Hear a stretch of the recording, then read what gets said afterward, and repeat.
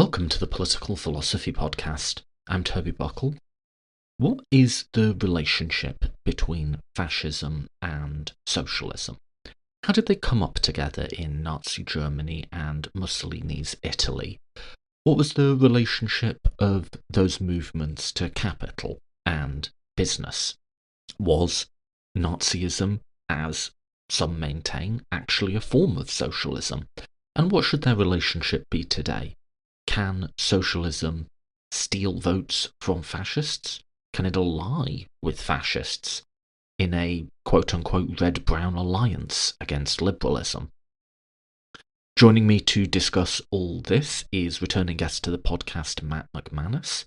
Matt's been on a few times before and is just a really smart, well-informed, well-read voice on these things. And he's just written a really big and really good historical essay on this. So it was a real pleasure to sit down with him again. As always, if you like the podcast, please do consider supporting me on Patreon. I don't interrupt these conversations with any advertisements. I don't have any commercial sponsors. Everything I do is made possible by the voluntary support of listeners. So if you're able to, please do check that out. Otherwise, let's get straight to it. This is Fascism and Socialism with Matt McManus.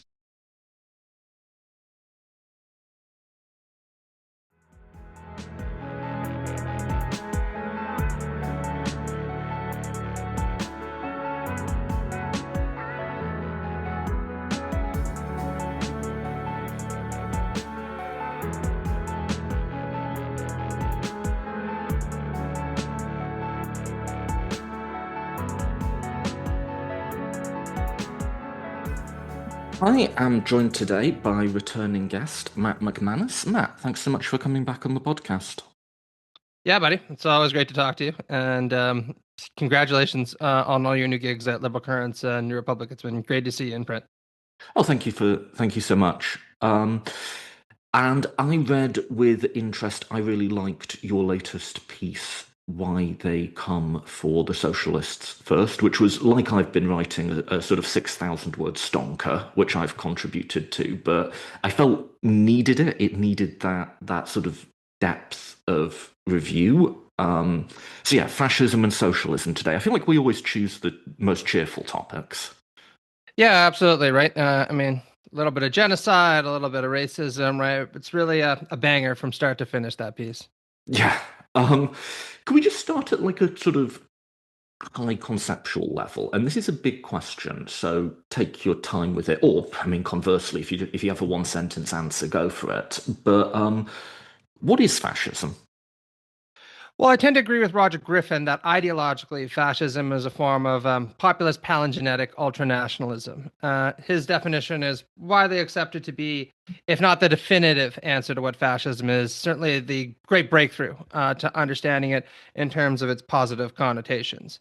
Again, for a very long time in the literature, right, fascism tended to be referred to by its negations, right, as Paxton put it.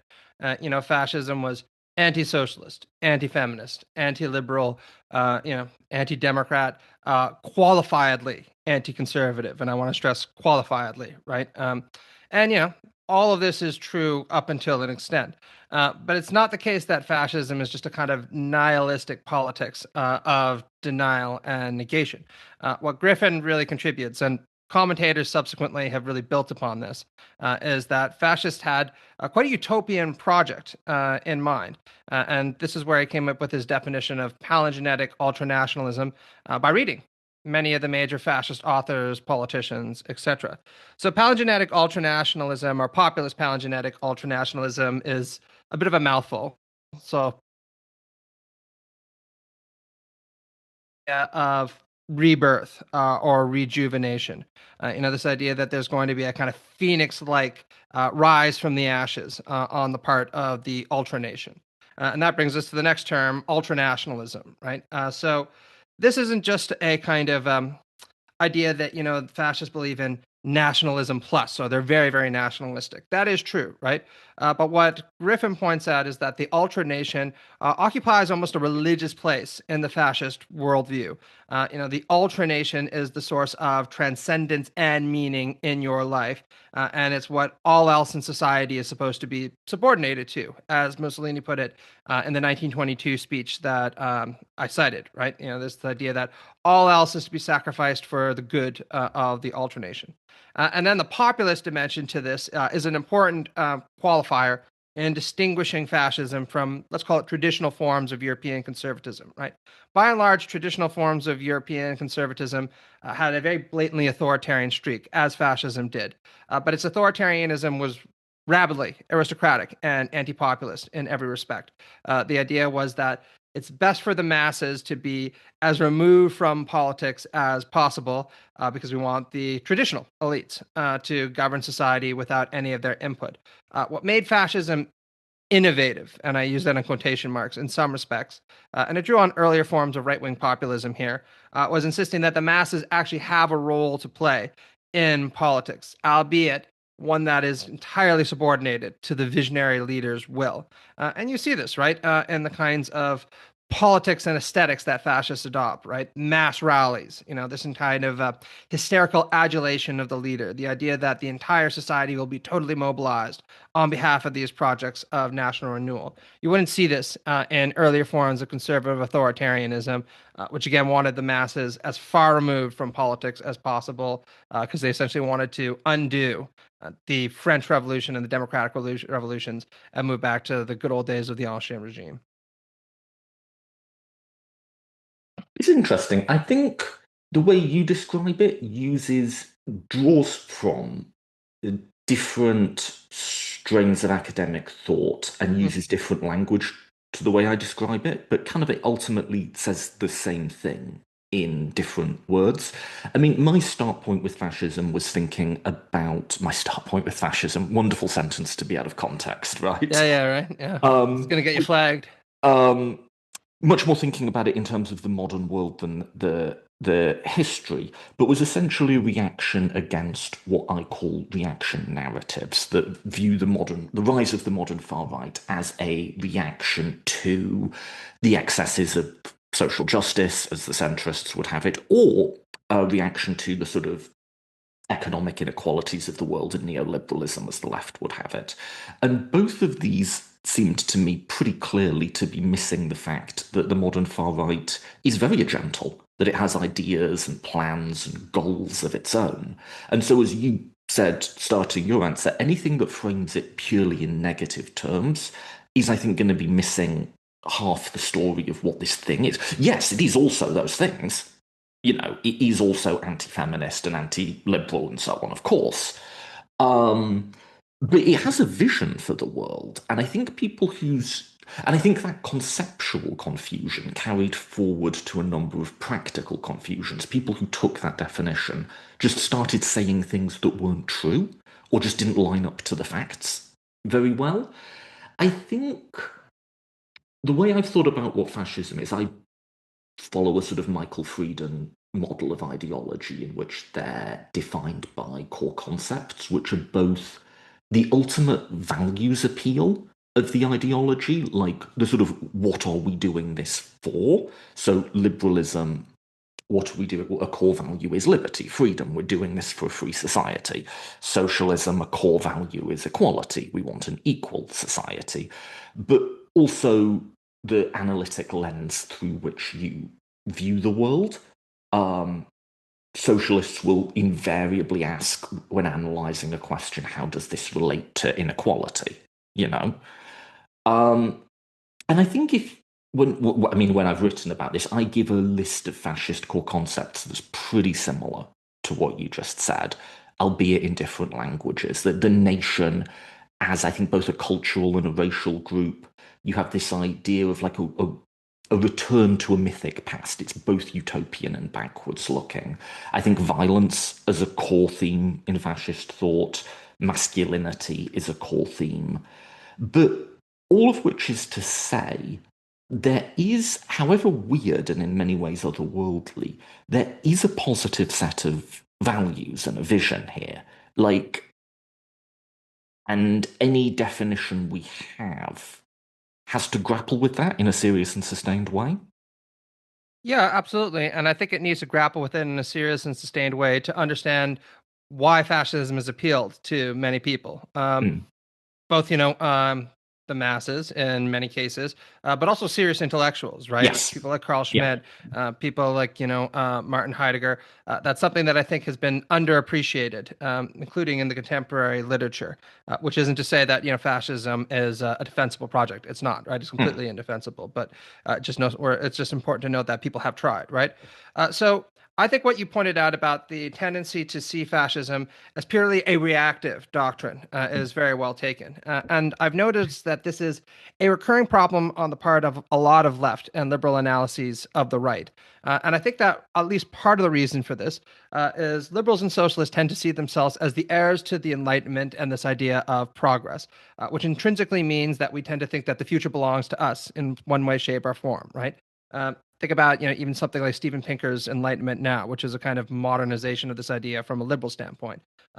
Enlightenment is going to spread, or at least has spread. If we continue to allow it to spread, things will get better. And really, the only people who don't like this are a bunch of old-fashioned nitpickers and leftist doomsayers who aren't going to get with the program and are destined, or at least should be, swept away.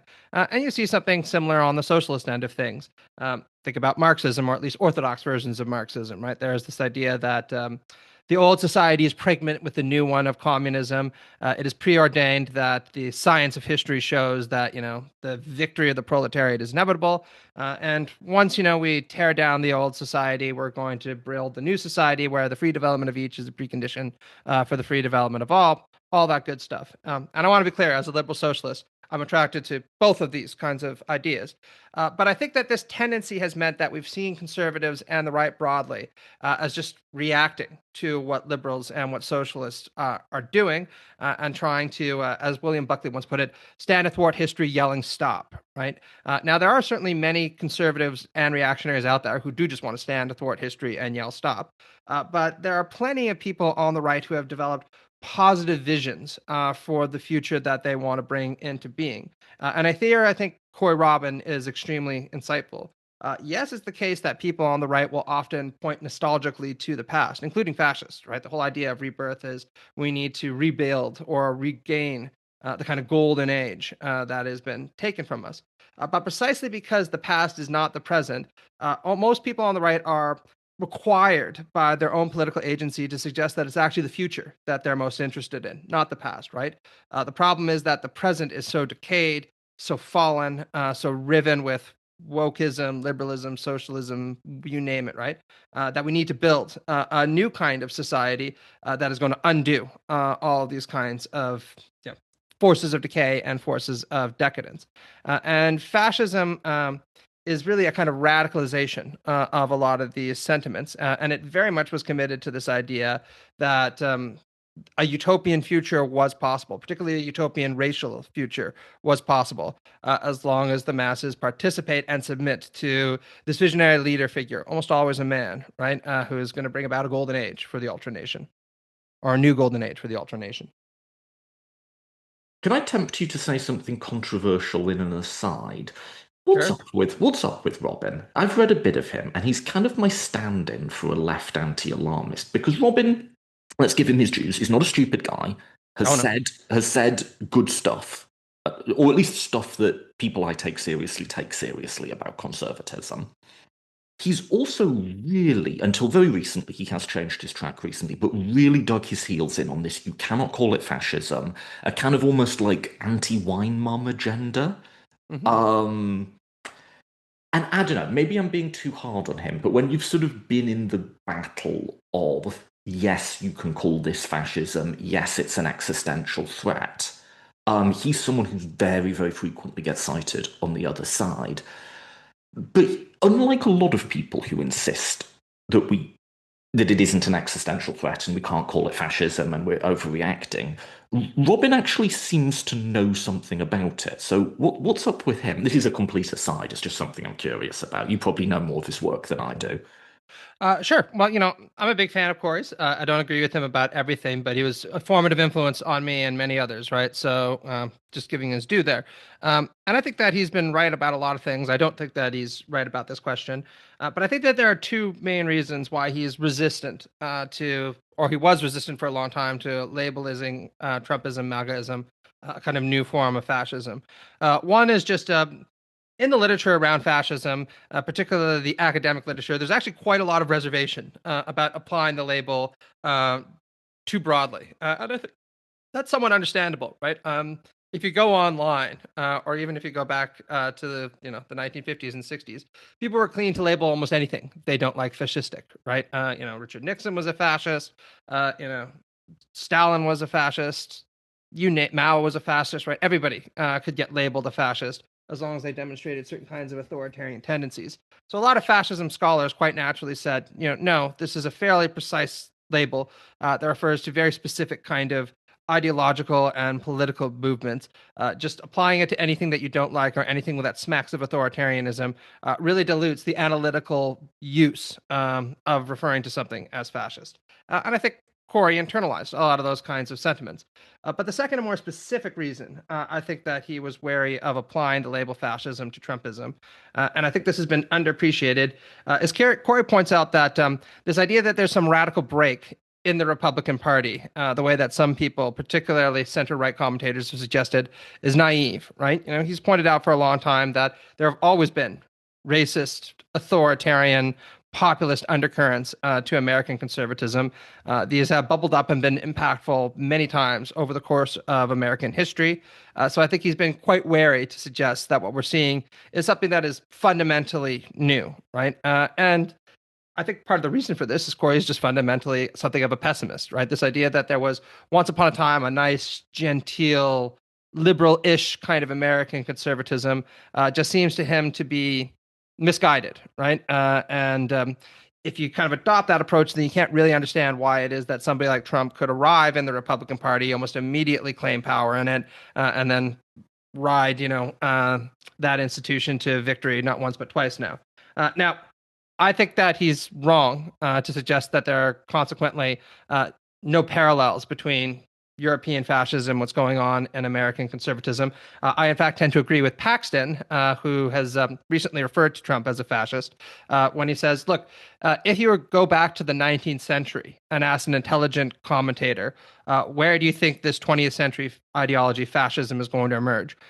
Plenty of them would say the United States, precisely because there is this tradition of populist, racist nationalism in America that kind of opens it up to demagogic forms of authoritarianism. And the example Paxton gives is the KKK. He even says in The Anatomy of Fascism that the KKK might very well be the first organization that could legitimately be called fascist or at least proto-fascist, right? So I think that Corey missed the boat on this one issue. But, I think he also had legitimate reasons to be wary of applying the label fascism too willy-nilly to something like Trumpism. I'd almost take that insight the other way. I think, as you did at the end, that I think certainly there can be a tendency from all sorts of different perspectives to view Trumpism of 2016 as a sort of bolt from the blue, as something wholly without precedent. I would go the other way and say, as you did, I think, that there are fascistic or sort of proto-fascistic elements in American society all the way back. I mean, in an article I wrote some time ago, I think, referred to the sort of post-Civil War, post-Reconstruction Southern regime as proto-fascistic. I don't know you could quite get the full label on it, but there's a lot of antecedents there and stuff that has a lot of conceptual similarities.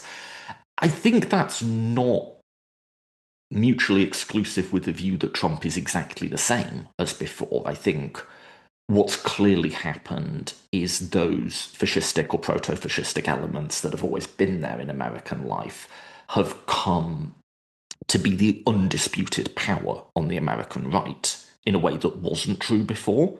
There's no moderating influences on them anymore. The right coalition has consolidated around them.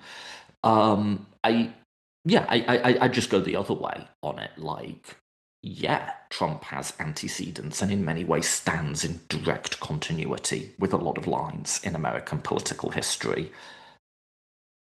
I think you can also start putting the F word, at least cautiously, onto them too. That narrative doesn't mean that what we're seeing now isn't uniquely dangerous in certain ways. Yeah, I would absolutely agree. I mean, I'll just choose one example. So again, I mentioned the kind of populist dimension of fascism and how it tries to appeal to the masses or engage the masses in politics, albeit in a subordinate role. I think that one of the reasons that fascism appeals to many people is it gives ordinary people a kind of taste of aristocratic status as long as they belong to the right race, right? Which I should add is a point that Corey Yes, Robin has made as well, yes. right? If you are part of the Aryan German race, the master race, so called, then you're destined to rule over the world, over all the Untermenschen. And even if you're not at the summit of German society, or even if you're frankly a German peasant, you still get that taste of being a racial aristocrat, right? Similarly, in Italy, you get to imagine that you are part of the new Roman Empire that is destined to rule over the Mediterranean and all the subordinate peoples. Well, if you go back to the American Civil War, you saw the slaveocracy trying to make very similar pitches quite successfully to the white working class there, right? Over the course of the 1850s, when the abolitionist movement was gaining steam, you saw people like Townsend, for example, suggesting that to be white in the American South is to fundamentally be an aristocrat. And even if you're a poor white working class man, nonetheless, when you encountered a master, he referred to you by name. You're allowed to sit at his table. You're allowed to participate in politics in the way that blacks weren't. And any kind of distinctions that did exist were given so little heed that they were essentially irrelevant. And this was done, of course, to try to suggest to the white working class of the South that they should support the slave system, which sadly is ultimately what ended up happening, right? When the Civil War broke out, thousands, if not, oh, sorry, hundreds of thousands of white working class men decided to fight for the Confederacy in order to help defend the slave system. So I think that that's a very clear antecedent to the way that fascism is going to make its pitch for a racial aristocracy to a mass of people in the 1920s and the 1930s. And there are more examples that we can give. Really, they can be multiplied, sadly, quite extensively. Yeah, 100%. And I could certainly point to things I've written that reference those exact things, 100%. I think there are two additional reasons that people on the sort of socialist or socialist adjacent left have been cautious of this, which I think do somewhat apply to Robin and apply much more strongly in other cases that are sort of less defensible. And the second of which will lead us on to your article. I think the first is gender and gendering. In American politics, the right for some time now has been symbolically coded as male, and the left has been, particularly liberalism, symbolically coded as female. And this goes back to Newt Gingrich talking about latte sipping liberals, or modern conservatives talking about cucks or soy boys. Their whole language is geared towards the implicit or explicit assertion that liberalism is effeminate or queer, right? Especially today, right? If you think about this whole idea of like resistance lib moms, I'll drink Prosecco in the afternoon and go protest ICE in the evening. 100%. And, reinforced by the fact that there is a gender voting divide and ideology divide, and that's widening, right? Mm-hmm. Like, it is actually true that women are more likely to be liberals. And I think what that can do is a lot of the negative stereotypes we have about women carry over onto liberalism. So, particularly, you're emotional more than rational. So, hence, when you say it's fascist, you're overreacting, you're being hysterical, you're being alarmist. You must have done something to provoke this. What I call, what did you say to make him hit you politics?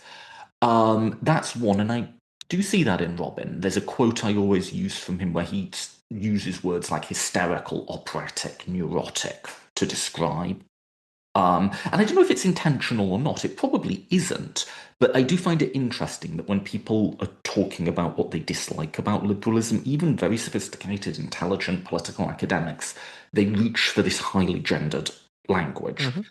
The second is I think there's been a tendency within American socialism to get into a narrative that liberalism, particularly if one staples on the qualifier neo to it, neoliberalism, is the sort of arch enemy all along. And to look at what's happening in the sort of rise of populist conservatism and say, well, this too is a reaction against the neoliberal elites and so on. And to imagine some sort of possibility of like, it sometimes gets called like a red-brown alliance, but an Mhm. idea that maybe we could usurp some of that energy for our ends.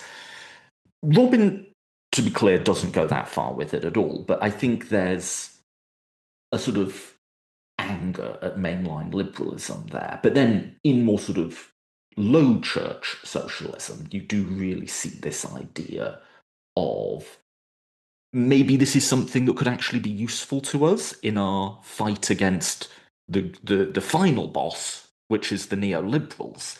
Um, and to me, that's always seemed pretty naive and just a misreading of what fascism is to imagine that there's anything about this that could be reconciled to socialism, which brings us to your article. But Yeah, I feel free think to take up any of the points I just made. yeah, there's a lot there. I think I'll focus provisionally on the capitalism, fascism, neoliberalism nexus, Yeah, right? yeah, please.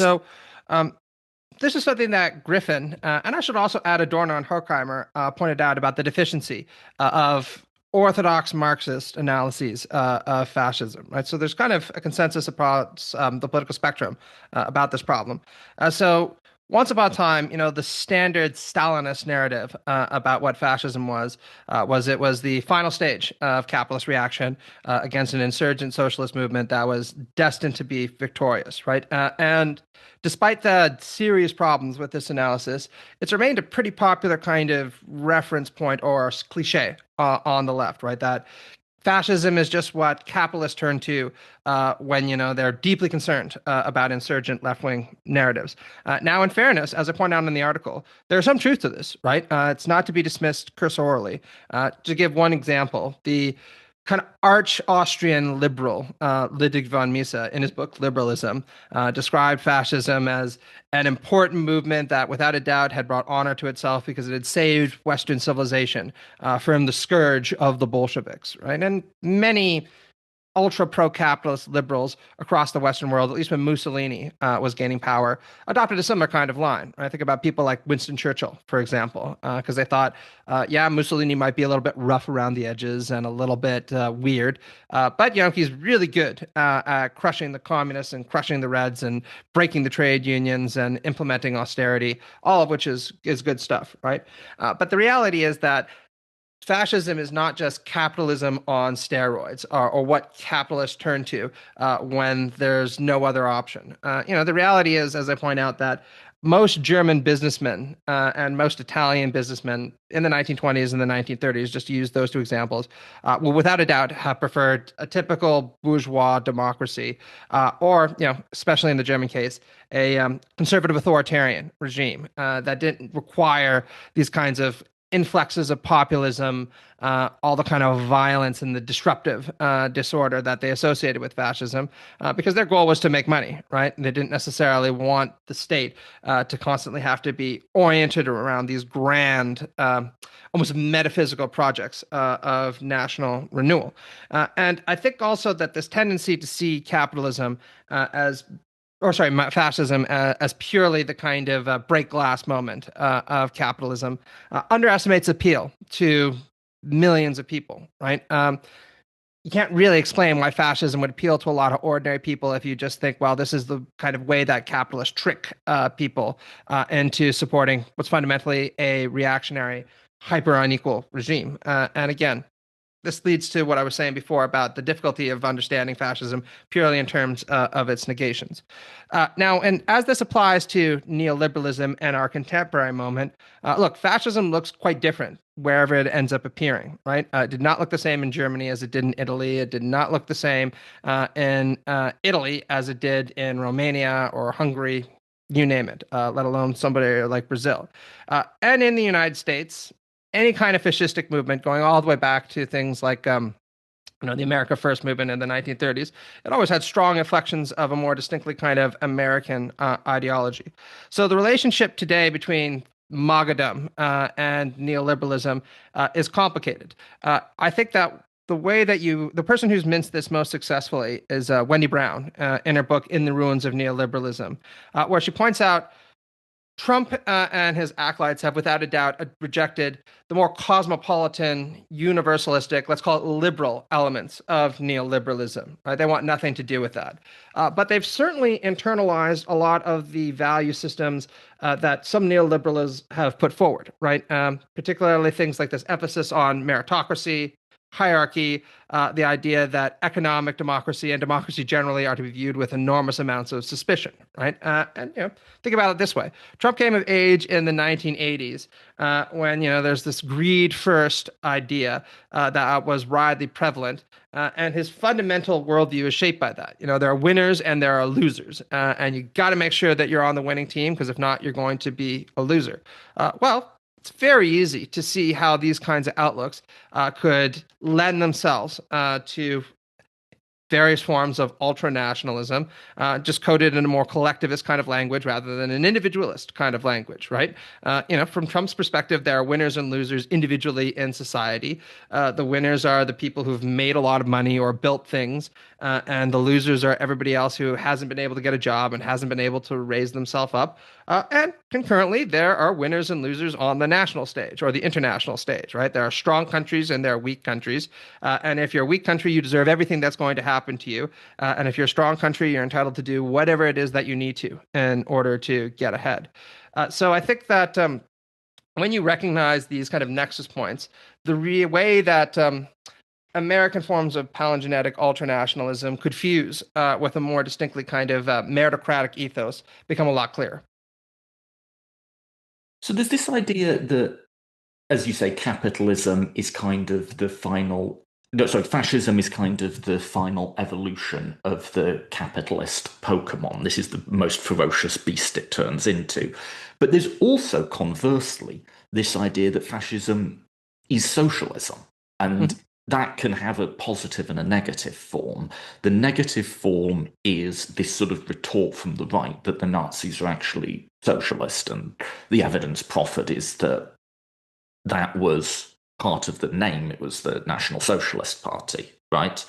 And then there's sort of the positive form of that, which is from certain sections of the left, the idea that, like I say, this idea of the red-brown alliance, that these people have the same grievances as us. They're just taking it in perhaps a counterproductive direction. Let's start with the first of those. Were the Nazis socialists, Matt? No, they weren't. Although the relationship between the two is complicated, right? Just like the relationship between Nazism and capitalism is complicated. So let's look at two examples, right? In Italy, there's no doubt that Mussolini started his career as a socialist, right? Albeit one who was quite a bit more influenced by Sorel and this idea of a general strike and a kind of visionary upswing by the masses to remake society than orthodox Marxism, let alone reformist forms of socialism. Mussolini's views really started to shift as a result of the First World War, right, where he became disgusted by socialist internationalism, this idea that all the workers across countries were being exploited by the capitalists and they shouldn't participate in this imperialist war. And Mussolini, till his dying day, always referred to the kind of brotherhood of the trenches that really framed or shaped his new worldview.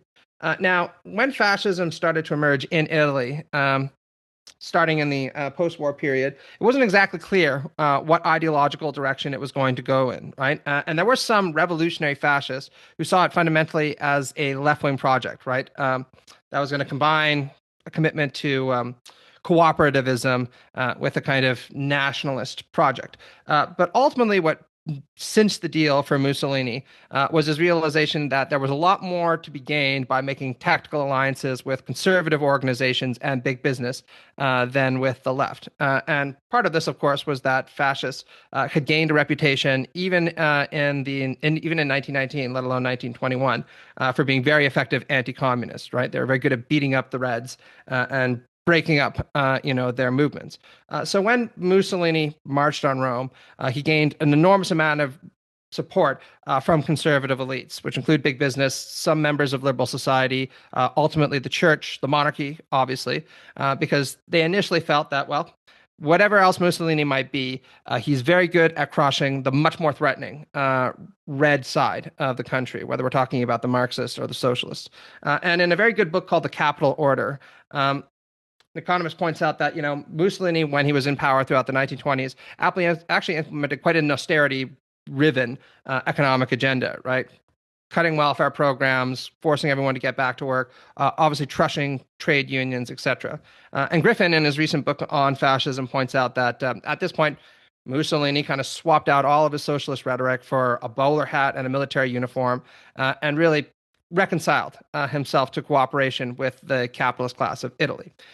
In Germany, things are similarly complicated, right? There was a left-wing version of Nazism that was probably best embodied by the Strasser brothers, right, who connected Nazism to a commitment to a genuine form of national socialism, right? This idea that there'd be a cooperativist economy for everyone who belonged to the racial vogue. And oftentimes the Strasser brothers would connect this kind of anti-capitalism with very explicit anti-Semitism, right? The idea that Jews ran big business, so ultimately striking against capital was striking against Jews. Hitler actually wanted nothing to do with this by the 1930s, in no small part because as the movement grew in power, like Mussolini, he saw that it was a lot more effective to cooperate with big business and, in particular, the military, not to mention other conservative elites who were nostalgic for the old Reich. And when he gained power in 1933, the first thing he did, of course, was crush the SPD and the KPD, the Socialist Party, or the Social Democratic Party and the Communist Party, because they were the chief electoral rivals of the Nazi Party, and it's also what his conservative backers wanted. But the next thing that he did was liquidate and I put this in quotations, left wing of the NSDAP, anyone who had any kind of view that the socialism bit of National Socialism should be taken seriously. And this was done to demonstrate to big business and conservative elites that Hitler was firmly on their side. And this is where I think it's important to talk ideologically about the role of economics in fascist thought. And this is why I think so many people have kind of been misguided on this question. For liberals and socialists, economics is granted pride of place ideologically, because economics is understood as the way that you think about how to produce enough goods to provide the basis for a flourishing society for everyone. And this is what Heidegger points out, right? Liberals and socialists, from his standpoint, were metaphysically the same, and mostly just thinking about the best way to build and then redistribute refrigerators and toasters and all that kind of stuff. Fascists just fundamentally were never that interested in economics. Very often, they actually saw it as materialist or even Jewish in orientation, certainly amongst the Nazis, right? If you were focused on economics, that demonstrated that you were somebody who thought that the most important thing in life was creature comforts. Fascists, by contrast, always insisted that economic issues were completely secondary to political issues. And of course, in the Nazi regime, what that meant was the racial health of the nation, right? And once you adopt this kind of standpoint, you can understand why they were far more willing to make these kinds of tactical and ideological shifts, ultimately reconciling with the capitalist class because they saw that that was in their advantage, because they just didn't really care all that much about these kinds of issues, right? For them, what kind of economic system you have is considerably less important than the fact that economics is going to be subordinated to the political and military ascendancy of the nation.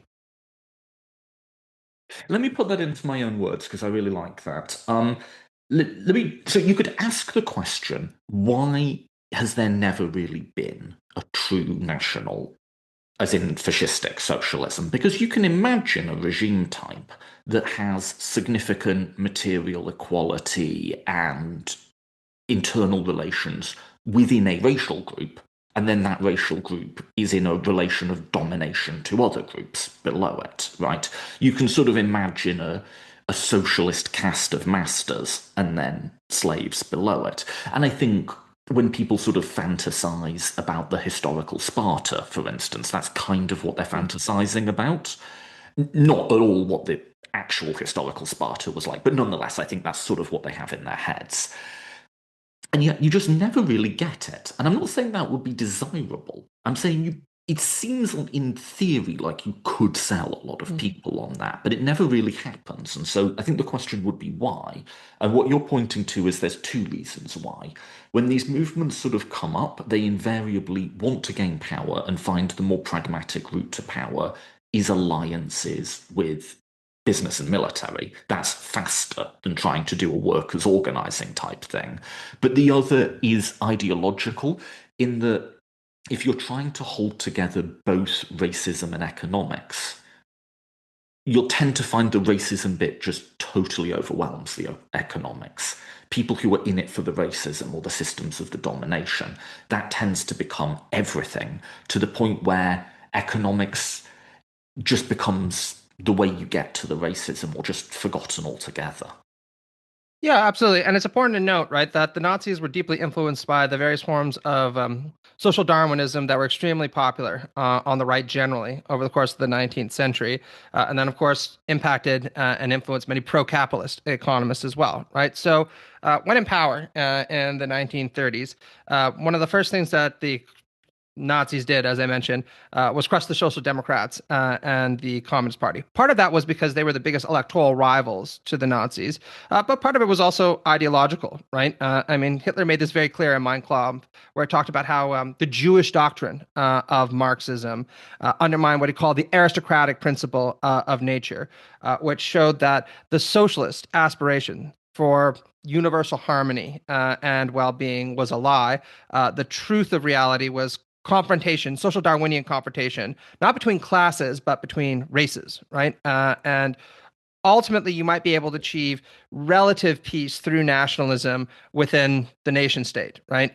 Germany in this case. And Hitler thought that nationalism could prove a pacifying force in Germany that would eliminate class conflict, of course, without actually eliminating classes. But internationally, of course, the struggle between races would continue, and eventually Germany, because it was the master race, was destined to dominate all. But even within Germany, right, this idea that everyone was going to belong to the pacified Volk was given an enormous amount of qualifications. So in his book, The Third Reich in Power, Richard Evans, who's probably the best commentator in the English language on Nazism, points out that one of the first things they did, like Mussolini, was implement certain kinds of austerity programs, right? Particularly enslaving those they characterized as the work shy, right? People who are dependent on welfare, dependent on handouts, or who weren't doing what the Nazis considered to be their job, right?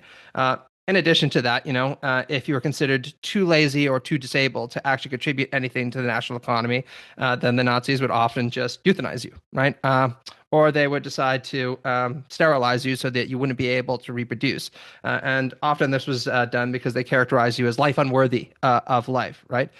So I think that to kind of sum up there, in order to really understand fascism, and whether it's its Nazi variant, its fascistic variant in Italy, or today, it's just so important for liberals and socialists to recognize that as children of the Enlightenment, they share a kind of common commitment to universal human flourishing that fascists simply do not. And this bleeds in to the fascination that most socialists and liberals have with economics as, again, the means of securing human flourishing for all. Now, I'm not saying there aren't significant differences between pro-capitalists and socialists over moral questions that relate to economics. Clearly, there are, right? But fascists just do not share this fascination with economic and material well-being that most liberals and socialists do, right? In fact, I think George Orwell put it really well, where he said, look, the socialists and a lot of the humanists say, we are offering you flourishing and peace and well-being, and you should side with us for this. Whereas the fascists said, we offer you war and conflict and destruction. And plenty of people thought that that was a better option because they imagined it was more exciting and more elevating than what liberals or socialists offered them.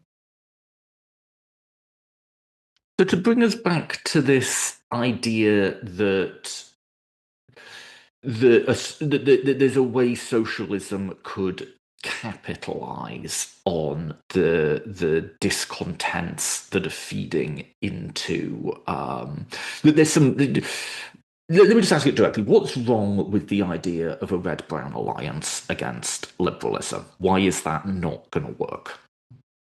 Well, I think there are a lot of reasons that it's not going to work, right? One of them is ideological, right? First off, I think that socialists have a lot more in common with liberals than they do on with the right generally. Broadly speaking, liberals and socialists are committed to the idea that all people are moral equals at the very least. And consequently, that it's important to treat each person as having a life that is of sacred value, to use kind of Darwinian terms, or if you prefer the Kantian terminology. There's an idea common to liberals and socialists that each person is an end in and of themselves, and they can't be merely used as a means for another's project, right? Uh, People on the right have emphatically rejected that for this idea that there are recognizably superior persons in society or recognizably superior groups in society, and then that these recognizable superiors are entitled to more of all the good things in life, most particular political agency. Now, fascism is in many senses a radicalization of this right wing view, while at the same time being a popularization in some respects, because what it holds to quote Hitler again, is this idea that the world consists of competing racial groups. One of them is destined to dominate the other because of its innate biological superiority, namely the Aryan master race. This is set by the aristocratic principle of nature, which itself is a telling bit of terminology there, right? Nature is predicated upon aristocracies being in charge, and the Untermensch, and life unworthy of life being below them, right? And ultimately, the Nazis think that the master race being in charge is going to be, if not to the benefit of everyone, because clearly it's not, certainly to the benefit of those who are entitled to mastery over the world. And that is a very, very different worldview than either liberals or socialists have. So while I have personally seen some Marxists and some Trotskyists express interest in red brown alliances because they think that fundamentally the final boss that we should be confronting is liberalism. I just think that that is profoundly misguided, and it constitutes a deep misunderstanding of what it means to be on the left wing. And I'd like to see those views disappear, if at all possible. Agreed. It goes to you remember the Which isn't to say article? I don't have plenty of criticisms of liberalism, certainly neoliberalism on my own, right? Right. Um, it goes to if you recall the article I quoted you in on humiliation, where you talked about having a shit job in, I think it was McDonald's, and just feeling like you're under the thumb of someone who fundamentally doesn't respect you as a person. Like that's the instinct, right? And I think if you have a movement built on that instinct in a racial or a gender sense, you're never going to be able to you're never going to be able to decontaminate that instinct from the economic sense and get to because I think when people hold positions of power, they just start to feel that way. They start to feel like they're entitled to them, and they Hmm. start to feel like people below them aren't aren't worthy of respect in the same way as they are, or that they're entitled to their deference. And I think once you have a this is a sort of much dumber form of the way you said it, but once you sort of start stoking that instinct in the racial or the gender sense, you're not going to suddenly be able to just switch it off in terms of economic power. That doesn't seem like a psychologically plausible thing to me. Oh yeah, absolutely. I mean, I always say this to people, right? It's not a coincidence that the kind of people who talk constantly about race and IQ also tend to be misogynist, also tend to be homophobic, also tend to be pretty classist, right? If you see the world fundamentally as a hierarchy in one respect, it's pretty likely that you're going to see hierarchies everywhere, right? The only exceptions to this I notice are usually self-serving exceptions, right? The kind of people who will sit there and be like, uh, women who will be like, we shouldn't be misogynistic. I should be granted an equal seat at the table, but definitely we can be homophobic and we can be racist and we can be classist and all that kind of stuff, right? And I think again, the instinct that a lot of well-meaning liberals and socialists have is just very different, right? We have a kind of democratic, egalitarian instinct to say, yeah, obviously people have different capacities and different talents, etc. But fundamentally, it's as important that your life goes well as that my life goes well, etc. Even if I have a special responsibility for my life going well, and you have a special responsibility for your life going well, right? Now, in terms of how this kind of plays out in Magadom, just to bring it back to this. I thought you see a very clear example of this actually early in the days of Trump 2.0, when there was a kind of early civil war between what we might call the more Volkish and the more neoliberal wings of the MAGA I movement. like the more Volkish. Yeah, go on.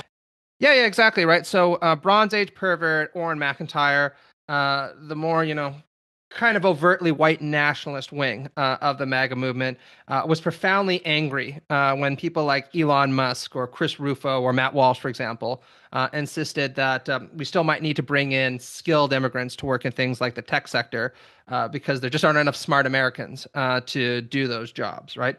From Musk and Rufo's perspective, the reality is that, America as a nation needs to bring in talent from around the globe to occupy jobs in the tech sector because that's the only way it's going to be able to retain its competitive edge, right? By contrast, people like Bronze Age pervert or Orrin McIntyre said it's profoundly insulting to the white base of the MAGA movement to insinuate that we're going to bring in these people that we consider inferior from the third world to do jobs that whites should be allowed to do, right? Now, many people, of course, have a little bit more sympathy towards the Musk-Rufo line of this, because at least it's not as overtly racist. And admittedly, I do too, right? But what's notable about both of these factions, they still think in terms of very hierarchical forms of stratification, right?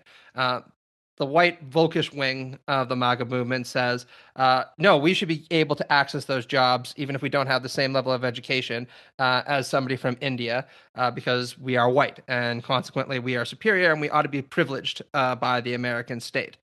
By contrast, people like Elon Musk or Richard Hanania is another good example, said, the reality is that a lot of Trump's white working class base is profoundly stupid and uneducated. The nation is only going to be weakened by elevating these kinds of people. So if we need to bring in the odd, well-educated person from the so-called third world in order to work in the tech sector and make sure that America maintains its competitive edge in AI, etc., then by God, we're going to do that, right? But neither of these groups have any conception that a better kind of society is one where the goods of this world are distributed more evenly to everyone, right? They just differ on the right kind of hierarchical organization that MAGA should seek to entrench. Exactly. And we, either as liberals or on the left, or wherever you fall on that spectrum, shouldn't look at those divides and think there's some side that can be leveraged to our advantage. That exactly as you say, they are different forms of hierarchy and domination. They're working out the pecking order in a way. Yeah, exactly, right? I mean, I don't particularly want to be ruled by a rainbow colored ruling class that feels it owes nothing to the people at the bottom. And I absolutely don't want to be ruled by a Volkish collection of white nationalists, right? I think a better kind of society is one where we, the people, rule the way that the American Constitution say things are supposed to be organized, right? And that's just fundamentally an anempha to many people within Magadom, right? Even if they disagree on exactly who is supposed to be at the summit of the pecking order. I will say, you said earlier, and obviously I agree, that you wish the sort of red brown people could just disappear. I do feel somewhat guardedly optimistic on this front because we've been having these conversations for a few years now. And I've always sort of pushed you on the tensions in the sort of liberal socialism interface and the awkward position we find ourselves in now, where we simply have to be allies because of what we're up against. I feel like the trajectory of that has been a positive one. I think so too. It's not that you never hear those views, but you hear them less. And there was always sort of a soft version of that. That sort of maybe didn't quite go all the way to saying Red Brown Alliance, but sort of flirted with it a bit, or flirted with the idea of actually liberalism is the real enemy. And you hear it less. Still hear a lot of complaining about liberals, but I feel like both on the part of sort of mainline liberals and on the sort of socialisty left, I think there is an increasing recognition that whatever our differences, we are sort of on the same team here by almost by necessity. I think that is beginning to win out. And the idea that there's anything sympathetic or redeemable in MAGA is beginning to die out. It's not dead, but I feel like it's weaker than it was a year ago and certainly 10 years ago.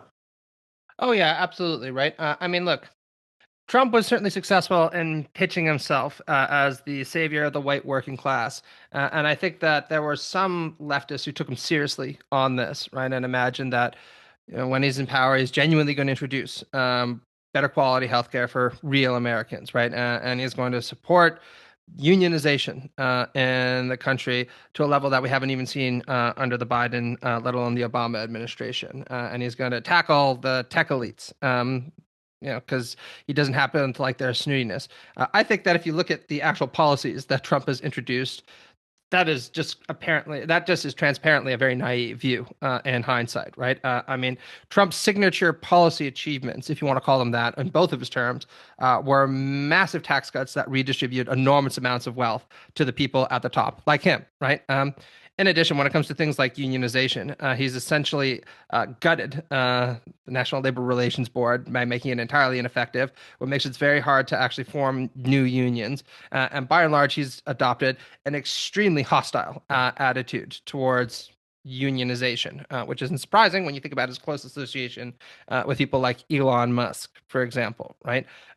And, when it comes to the whole, we're not going to send any American troops to die in foreign wars. That day has ended because, it causes calamity in rural communities. Trump is now threatening to invade Greenland and kick off a war with what are nominally supposed to be NATO allies, right? So the idea that there is ever going to be a fascist movement or a far right movement that is genuinely going to try to introduce left wing policies, certainly in the United States, I think was just profoundly misguided from the beginning, and in hindsight looks beyond naive, right? And I think to your point, a lot of people are waking up to that now, and I'm in DSA. I'm very proud to admit to say that, and I'm very happy with what we're doing. The kind of through line I've seen on most of the American left is, look, bourgeois democracy might be inadequate in a lot of respects, and I tend to agree with that. But boy, is bourgeois democracy better than any kind of populist or fascist authoritarianism. So our job should be to try to preserve the achievement of bourgeois democracy and then try to go beyond it. And as a liberal socialist, I'm broadly in sympathy with that view. Let me end with this. Because this is just an idea I'm playing with that might turn into a piece. But I think when you say neo, I think that sort of vision of the world is dying out. Like where mainline liberalism is sort of still, I guess, broadly capitalist, but much more progressive and egalitarian than it was in the 90s. I think what we're not looking at, as perhaps some of those in the sort of red-brown line of thought, or on the right, might have said, is a post-liberal world. We're not looking at a sudden swing where everyone just stopped being liberals and now they're fascists. I think what we're more looking at is consolidation, almost like going from an ideologically multipolar world to a bipolar world. Certainly on the right, there's just no such thing as a mainline conservative anymore. Like the anti-Trump Republicans are just, to the extent they still exist, a small minority faction within the Democratic coalition. France, the traditional right is gone. Britain, the traditional right is pretty firmly on its way out. It's just fascism and groups and institutions subordinated to it. And then on the left, we've been slower to consolidate, but we're still doing it.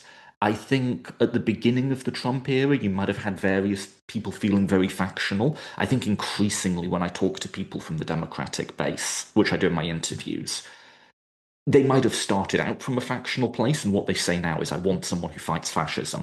And that's more important to me than a mainline Democrat or a Bernie Sanders Democrat. I want a fighter. We're consolidating almost by default. It feels like we're just sort of entering an era in which there's just two ideological teams. And I guess the difference from the Cold War is those teams run through countries rather than between them. But almost by default, if your enemy's consolidating, you have to too. And I think, we've talked about liberal socialist tensions a lot. I do see that as a sort of we've been slower to consolidate than the right, certainly, but we are consolidating on our side to a sort of where liberalism has given a bit of ground and become more progressive and more egalitarian, certainly more environmentalist in the future we want to build. And socialism's given a bit of ground in the yeah, liberals aren't the arch enemy. We have more in common than we do with the fascists, certainly. I don't know, that's kind of like a big picture metaphor. We're not entering into a post-liberal world. We're entering into a world where there's kind of just two positions now, or two teams, and you've got to just pick one. Yeah, absolutely. I mean, speaking from the left end of the spectrum, right? It's very hard for me to think of any American socialist or Canadian socialist, for that matter, who would deny the importance of things like the right to vote, freedom of expression, freedom of religion, right? If anything, the insistence is always we need to actually go to town for those. Those are extremely important achievements that are at serious risk now, and consequently, we need to do everything that we can to preserve them. Now, I think it's unfortunate, and I'm willing to admit a little guilt here myself, that it took a serious crisis and the emergence of right-wing populism to get people on the left to appreciate the achievements of bourgeois democracy or liberal democracy. But at the same time, on the liberal end of things, I think that many centrist liberals need to acknowledge that there were deep reasons why people were discontented with the kind of neoliberal or centrist status quo for a very long 100%. time. Yeah. Yeah, and that the failures to appeal of neoliberalism and the centrist status quo at least open the door for a lot of these forms of right-wing populism to come forward and offer a realistic alternative that many people found extremely attractive. So to your point about, I think people are consolidating, I think it just took some soul searching on all parts of the left to realize that we have more in common than we do with the right. And there are probably going to be some more difficult conversations in the future. But like you, I'm cautiously optimistic that things are on the upswing right now. I mean, to give a positive, concrete case, it's not as if there aren't differences, but Mandani is part of the Democratic Party.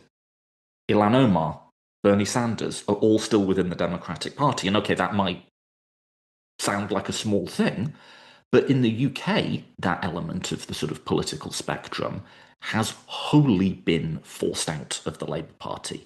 And the left wing vote is now split between 5 different parties in a way that makes us hopelessly poorly placed to win the next election. Like, as much as there's still a load of internal squabbling, we could be dealing with that and we're not. And in some ways, that's an achievement of people on the left. In some ways, you could credit for all his failings. Someone like Biden did work for that coalitional approach. We are still all under the same umbrella. We're not in a great position, but that's not nothing. We have a sense of being on the same team, which I think is useful. Yeah, I think so too, right? And I'll just close with an example, right? We're talking about Bernie Sanders, right? I'm a big fan of Senator Sanders. I have some criticisms of his foreign policy perspectives that we don't need to get into, right? But I went to one of his rallies in Warren, Michigan, back when I still lived in Detroit. Warren, Michigan was voted Trump, right? By and large, tends to consist of pretty blue collar workers. There was a spill out room for the spill out room to see Bernie Sanders talk. And the main thing that he was there to talk about was the problems with oligarchy in the United States, the fact that ordinary people aren't able to get a fair share in what's supposed to be the richest country in the world, and of course, healthcare for all, right? I've often said, if you were able to train a parrot to say Medicare for all, you'd pretty much have half of Bernie Sanders' campaign speeches, right? And the speech couldn't have gone over better if he had tried, right? People were just rapturously enthusiastic about this. And I think that's what's distinctive about somebody like Bernie is, to your point, Sanders has never claimed that he wants to undo liberal democracy. He's never suggested that there's a problem with basic rights. If anything, he's been campaigning for them since he was very young, right? And I think he represents not an unproblematic, but certainly a way to kind of stitch this coalition together in the sense that he is committed to economic justice, but he also appreciates the value of liberal rights, suffrage, democratic institutions. And once mainstream liberals easier to take on board a lot of the economic agenda that has proven itself to be very popular, certainly with broad swaths of the American public, including in the MAGA coalition. Yeah, I agree. And I'll also say, I think his heirs, AOC, Mandami, are better than he is, and they find that balance better. And I have hope for I have increasing hope for the next generation, but that's another story. All right, Matt, it's been a pleasure as always. You want to remind listeners where they can go to follow you, or anything else you want to flag? Sure. So right now, I'm an assistant professor at Spelman College. I have a new book that's coming out soon on G.A. Cohen that people can look out for, and a short little collection on liberal socialism. What is liberal socialism? That includes people like Paul Kreider and Florian Maywald, who are making contributions also. And if people want to chat with me, they can just email me, mattmcmanus300@gmail.com. I'm pretty good at responding to emails, so feel free to do that. Awesome. Cheers, mate. Cheers, buddy.